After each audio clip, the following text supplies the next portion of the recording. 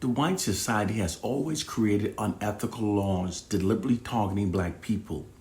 And then, when as planned, many black people are snared within the net of those unethical laws, the white society then propagates the false narrative that the core problem lies with the fact that black people commit most crimes. Many black people then accepts the narratives and becomes self-hating towards their own people, which further divides our ranks, thus preventing the black population from coming together to address the unethical laws. It's a mental abusing gaslighting tactic that allows the white society to mistreat black people while avoiding massive unified black rebellion. Usually whenever people hear the term gaslighting, they're usually associated with a individual abusive relationships wherein which one person is being manipulated and mentally abused for the benefit of another person. However, that same gaslighting abuse tactic is also being deployed on a larger scale level, wherein which black people are being manipulated and mentally abused in order for maintaining the system of white supremacy.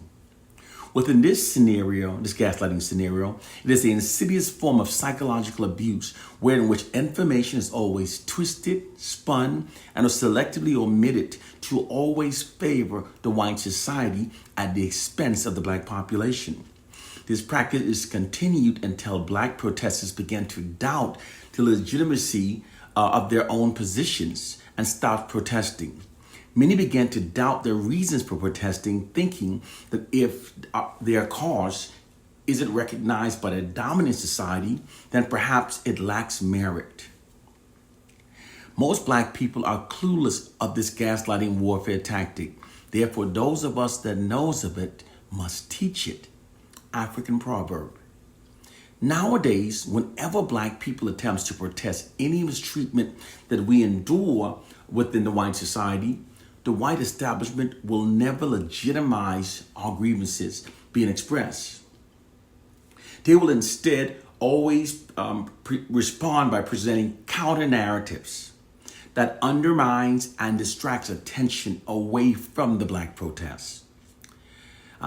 This practice is massive gaslighting warfare. This gaslighting tactics is what was actually being done when the white establishment responded to the black athletes that took a knee in silent protest against the routine killing of unarmed black people by labeling them as being unpatriotic or as insulting the flag. Those narratives were not sincere. They were merely used to shift collective attention away from the fact of cops routinely killing black people, okay, and shifted towards whether they were disrespecting the flag. Then on all the news reports, the discussion on the issue was whether or not the athletes were being unpatriotic, while totally ignored the issue of cops killing black people. They'll have a whole half an hour, a whole hour dedicated to were these guys been unpatriotic or not. That's how they distract us from the issue. In this situation, the white establishment is never acknowledged as wrong, and black people are never acknowledged as right. This gaslighting practice is also what's behind the white establishment declaration that all lives matters. We know throughout history they never cared that all lives matters. That has never been the statement of the white society.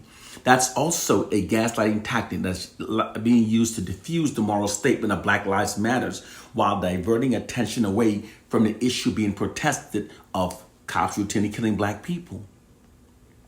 This gaslighting tactics also was actually being done when the white establishment always labeled, whenever black people talk about white racism, they always label us as being racist towards the white society. That's a gaslighting tactic also. What does that shifts the attention away from the inequality being protested by the black population. And then it forced the black population, the black protester, to now engage in defending themselves against the accusation of being called a racist. Meanwhile, the true issue of white racism is never addressed. Gaslighting allows the white society to take a benign neglect stance in response to all black protests. Benign neglect is a attitude, policy of non-interference or neglect of a situation, which may have a more beneficial effect than addressing it or assuming responsibility for it. It's also a gaslighting warfare tactic. The white society also deploys whataboutism. That's right, I said whataboutism, just with a sound. It is a tactic that attempts to discredit the protester's position by charging them with hypocrisy without directly refuting or disproving their argument. Whataboutism is what's being done when the white establishment presents the question of what about blacks that kill blacks in response to black protests against the routine killing of whites killing black people. Although what about blacks that kill blacks is not actually a legitimate rebuttal against the routine killing of unarmed black people by police officers that have sworn to uphold the law. However, when you keep saying it to black people, eventually the black protester will become mentally fatigued from hearing it over and over, and begin to doubt their own protests. The mind is easy to manipulate when the victim is unaware of what's being done to them.